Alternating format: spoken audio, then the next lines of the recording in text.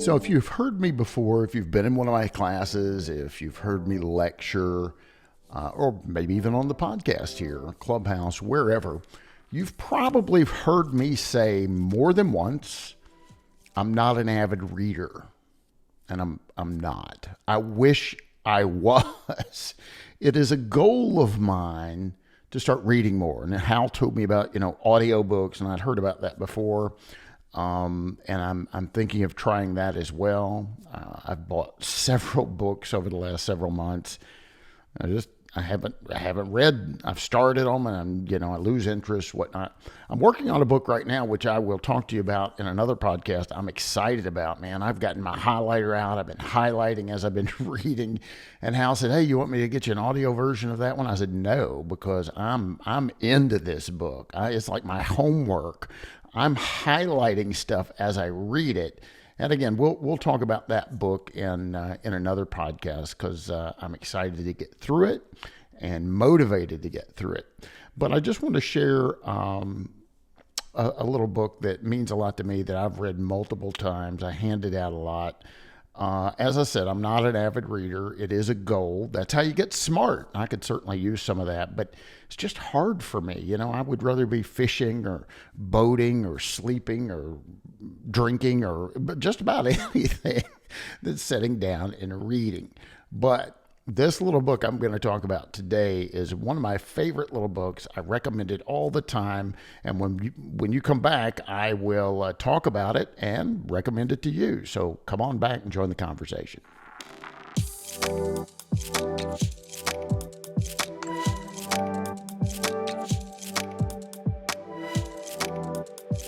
Hi, this is Bryan Reynolds. You're listening to the Appraisal Update Podcast, brought to you as always by the great folks over at Appraiser eLearning. Check us out at appraisereLearning.com. Lots happening with a conference right around the corner too, Val Expo. We'd love to see you in Las Vegas for our upcoming Val Expo, so check that out as well.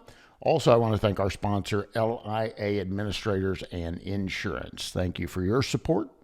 So what I'm talking about is a cute little story. It's a very easy read. That's probably why I got through it okay. And we'll talk about it a little bit. And it's called Who Moved My Cheese? I'll go ahead and tell you the book, right? And I just thought I'd take a minute and talk to you about this book. I just ordered a couple more. So I was out of them and just got this in yesterday. Got a couple in to put on the library shelf, and I give these books out all the time. So I want to talk just a few minutes about this little book and encourage you to get your hands on a copy. It's talking about change and how we as human beings resist change, and we do. Let me ask you a question before we go any further. When you wake up in the morning, what's the first thing you do? What do you do when you wake up in the morning? And are you consistent with doing that every morning? I just had an audience and I asked them, what do you do when you wake up in the morning? And one gentleman said, well, I exercise every day. First thing, jumps right out of bed and exercise. One lady says, gotta have my coffee. First thing I do, that's kind of me. First thing I do is grab my coffee. One young lady said, first thing I do is brush my teeth. Another lady said, I walk my dog. First thing in the morning, when I get up, I get my dog, we go for a walk. And my point was, I said to all of those folks, how would you feel if you woke up tomorrow morning and for whatever reason, you weren't able to exercise? You were out of coffee. You ran out of toothpaste. You weren't able to jump up and brush your teeth first thing. Maybe it was raining. You weren't able to walk your dog. She said, oh, I'd walk my dog in the rain. That's how dedicated and routine she is. That's the first thing she does every day. But as we continued the conversation, every one of those individuals said they wouldn't like it. The one young lady said, if I woke up and didn't have toothpaste, I'd use baking soda or something else for the day. I said, yeah, but later that day, would you go buy a new tube of toothpaste? She said, you better believe it, right? What if you were out of coffee? Well, I'd be real grumpy and I'd get my hands on some coffee as soon as I could, And the next day I'd have coffee back at home in preparation of my daily routine. If I wasn't able to exercise in the morning, I'd exercise later in the day. That's what he said. I said, well, what if you weren't able to? You weren't able to. He said, well, I could get by without exercising for a day. I said, what if it happened 2 days, 3 days? He said, now 3 days, I'm going to be miserable. I'm not going to feel good. I'm not going to be motivated. It helps me get my day going, and I look forward to that every day. And the point of this conversation is that we all settle in to a routine. We get comfortable with our routine. I don't want to say necessarily lazy, although some people get lazy, but we get comfortable. And the thought of a change is scary. We do not want to change. And this is for all human beings. We all resist change. Appraisers are just, really resistant of change. And I'm not saying all change is good, but I am saying most things change. The things that you know and do in your life today will likely be altered in some fashion in the very near future. I've said for many, many years, most things change. If you don't believe me, look in the mirror. Things are going to change whether you want them to or not. Now, not all things change. Most things change.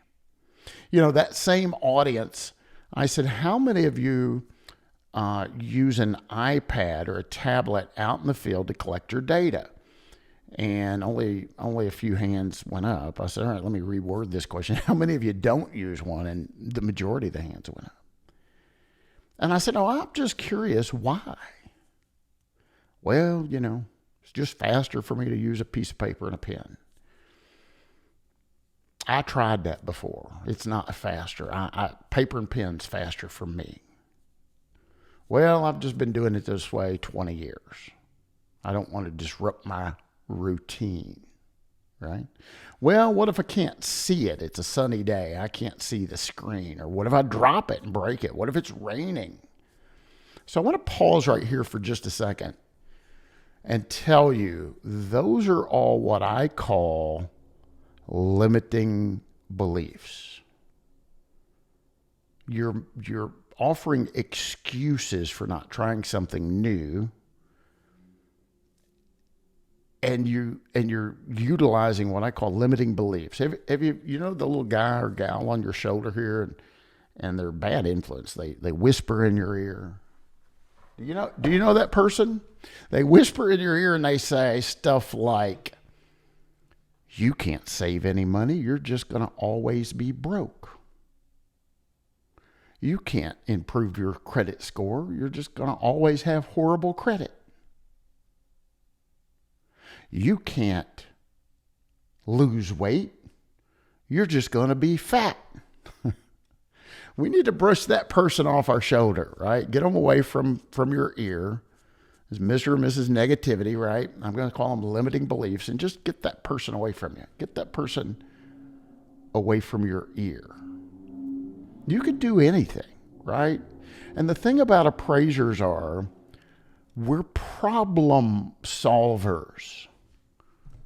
The first step of the appraisal process is identifying the value problem. What's your problem? I need to have a good, clear, critical understanding of what your value problem is, in part to see, number one, if I'm the person for the job. Am I competent to solve that value problem? Oh, that's a partial interest taken? No, maybe somebody else needs to solve that problem. Okay? So as appraisers, that's what we do every day. We solve value problems. And if you're a business owner, you solve more than just value problems. You solve problems within your business. Oh, I'm out of toner. I got to get some toner. Oh, we've outgrown our office space. Oh, we've slowed down. I've had to lay a couple of people off. Oh, we don't have as many people now, and now I don't need this big office space. Oh, COVID happened, and many of my people are working remotely. I don't need a great big office now. This is a problem. I'm paying for space not being utilized. Let's downsize the physical space, the brick and mortar. These are problems, everyday problems a business owner has. My internet keeps going out. I need to change to fiber optic. Whatever your problem is, you're a problem solver. And problems are going to continue to happen. Change is going to continue to happen. You can resist that change, or you could try to prepare for it, embrace change, and see what opportunities there may be as a consequence.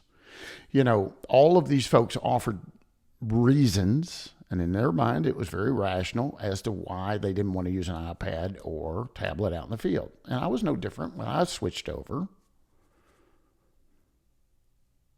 But those that do switch over, and if you're one of my listeners right now listening, send me an email, send me a text, give us a call. Let us know how this iPad or tablet works for you out in the field.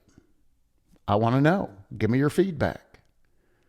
But most folks say, yes, I'm much more efficient now.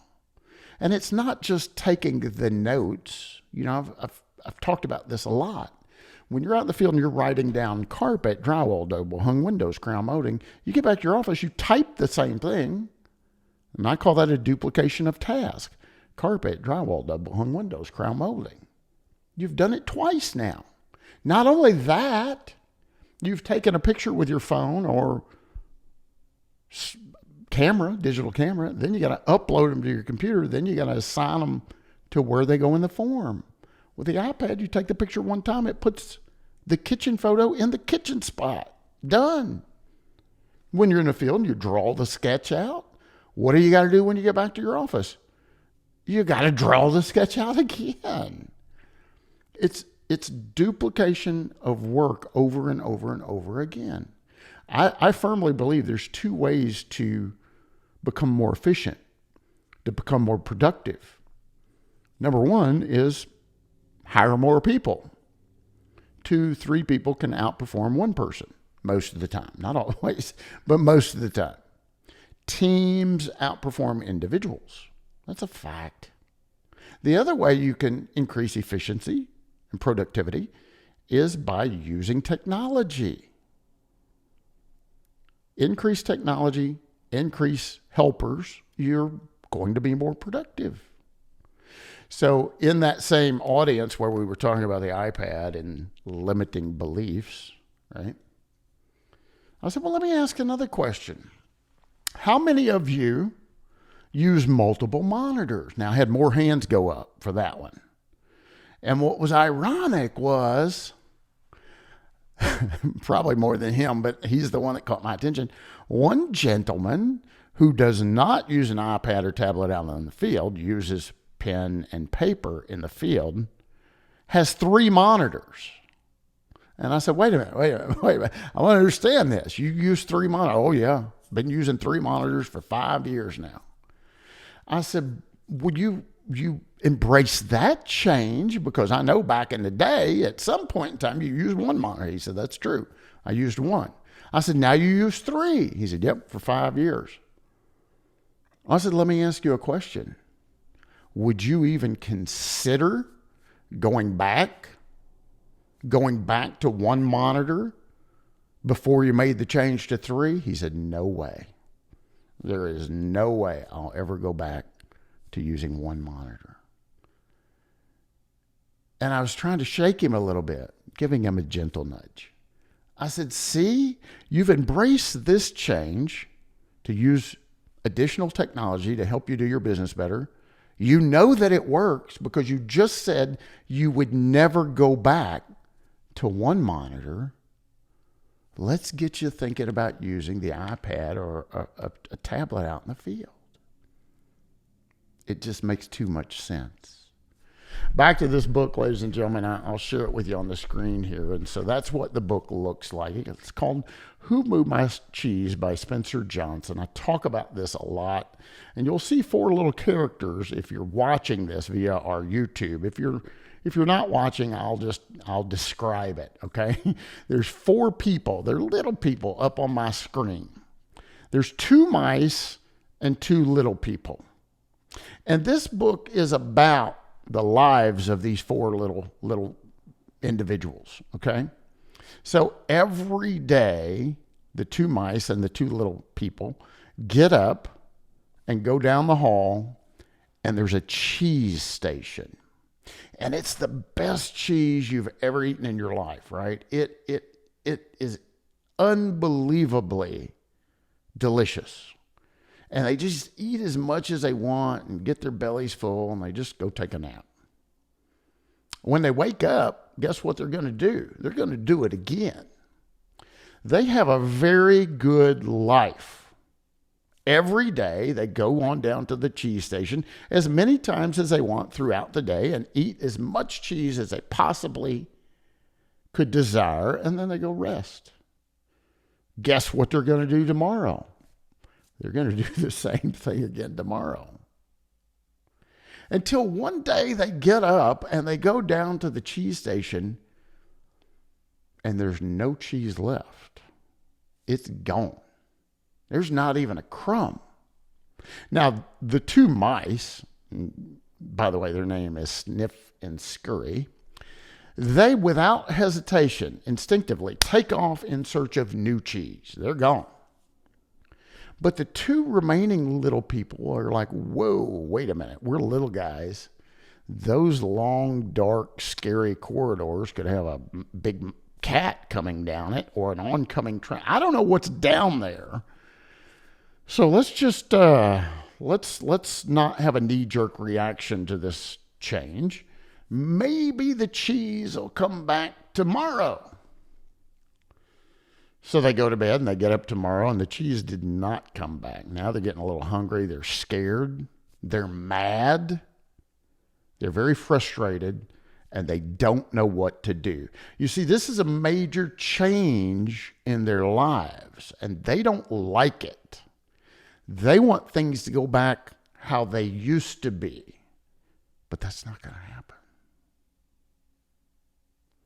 So the rest of the book, that's all I'm going to tell you. You got to read it. The rest of the book talks about how these two remaining little people deal with this major change in their lives. Consequently, their name is Him and Haw. I'll tell you, I found this book when I was cleaning out one of my storage facilities, and I remembered it. And I'm like, oh gosh, I love that little book. And I sat down and I told you I'm not an avid reader. I read the whole book. I mean, it's it's big print. It's not a real hard read. There's 94 pages. And I read this in while I sat in the parking lot. And see, there's even some pictures there. And upon finishing that book, I remembered why I loved it so much. And I took it with me to Memphis. I was lecturing down in Memphis and took it and showed it to folks and recommended they get a copy. And on my way back home to Kentucky, I called my buddy, who's also been a business partner in the past, Clay. And I said, hey, Clay, what are you doing? He's like, I'm working. And I said, well, I have something for you. Can I just meet you at an exit? And he said, yeah, what is it? And I said, just meet me at an exit. And Clay is an avid reader. He loves to read. And so we pulled up next to each other, right? I'm facing this way. He's facing that way. I rolled down my window. He rolls down. We didn't even get out of our vehicles. Just pulled in. I called him, said, I'm coming in hot. Just meet me over here, and I want to give you something. And so we pulled up next to each other, rolled down our windows, and I just handed him the book. Here, take this. And he's like, what is this? And I said, that's a cute little story. I want you to read it. And when you're done, I want you to call me and tell me what you think. In fact, I want you to tell me which one of those little four characters you are. He just looked at me funny. He didn't know what in the world I was talking about. And he said, okay. The next morning, my good buddy Clay called me and he said, oh my God, this author wrote this book about me. I said, Clay, I thought the same thing. He said, my wife's good friend is going through a really, really bad time. She's going through a bad divorce. She's married for many, many years. He came home, just said, I'm done. I'm out. Let's get a divorce. And she had no clue it was coming. And he said, she's really struggling with this major change occurring in her life. And he said, Bryan, I think this book would help her. He said, can I borrow this and give it to her to let her? I said, it's yours. Keep it. Whenever I hear of somebody going through a divorce, or maybe they've lost a loved one, or maybe they've got fired from a job, they've had a major change occur in their book, I normally give them a copy of this. Sometimes I'll write a little note in the inside, and I'll give them a copy of this book. If you haven't read this book, I highly encourage you to get your hands on it and take a look. And think about, not all change is bad. Change can be an opportunity. Look when COVID happened. God, that was horrible, right? But one of the consequences of COVID is virtual learning now. You can get all of your CE through a Zoom call now. The Appraisal Foundation's been gracious enough to allow you to get USPEP that way. Your state regulatory boards have allowed you to get your CE credit that way. It was a proof of concept. It took a minute. We had to make sure it's going to work, but it works, and it works extremely well. And I have folks from all over the country in my single classes now, as opposed to normally what have you had historically. You'll have people just in your immediate geographic area, which is okay for a live class. It's okay, but it's interesting to hear how people in California or Texas or Maine or Indiana are handling different issues in their locale. It's interesting to get to be able to network with fellow appraisers all over the country. Hey, I want to thank our sponsor. We've got a sponsor here for the Appraisal Update podcast. It's LI Administrators and Insurance Services. Listen, for 45 years, that's a long time, they've been offering E&O insurance to valuation professionals. They have superior customer service, exceptional liability education, and unparalleled claim defense to serve over 10,000 real estate professionals nationwide.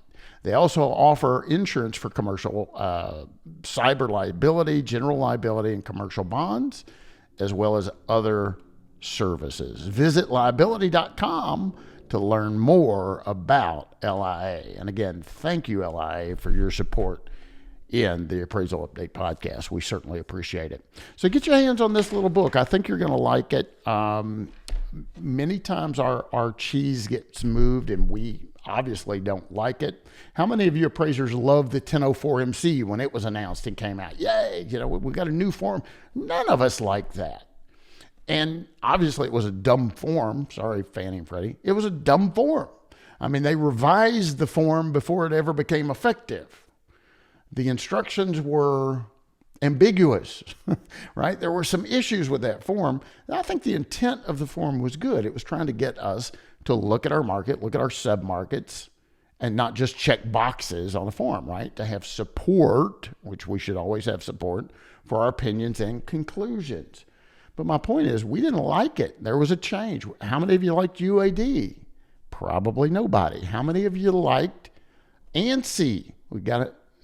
A lot of people are really still mad about that. So I understand that change can be frustrating. I struggle with it as well. I understand some change may not be good. I struggle with that as a practicing appraiser as well. But most things change, and we're going to have to learn how to adjust to change, adapt to change, and most importantly, as a business owner, solve problems. Solve problems. How do you solve a major problem that negatively impacts your business? There is a solution, right? we've got to figure out ways to diversify or do something else or expand our service area or go into a new complementary field, right? But that's what we do as appraisers every day with value problems. We're solving those value problems. Get your hands on this book, Who Moved My Cheese by Spencer Johnson. I think you'll like it a lot. I think it will help you to open your eyes and not just be so resistant every time some kind of change occurs. Change can also be opportunity. And I'm excited to tell you about another book I'm reading in and highlighting, and it's almost like a homework assignment, but I'll save that for another podcast. I hope you guys are doing well. I hope you're staying safe. Take you a little mini vacation. Look, I did. Just got back from that, and man, I needed that. It was very relaxing and recharging. Went a week without focusing on work and answering phones and emails and all that good stuff. And when you have a team, when you have a good support team, you could do that. My business runs whether I'm here or not. Probably runs better when I'm not here. So I have a tremendous team, Kelsey and Matt and Claire and Chloe and Rebecca, and we've just got Sean. We've got a great team that kind of keeps the ball rolling. Even when one or two of us are out. So there's something to be said about that. But anyway, I hope you're doing well. I hope you're staying safe. Until next time, happy appraising. The Appraisal Update podcast is brought to you by Appraiser eLearning.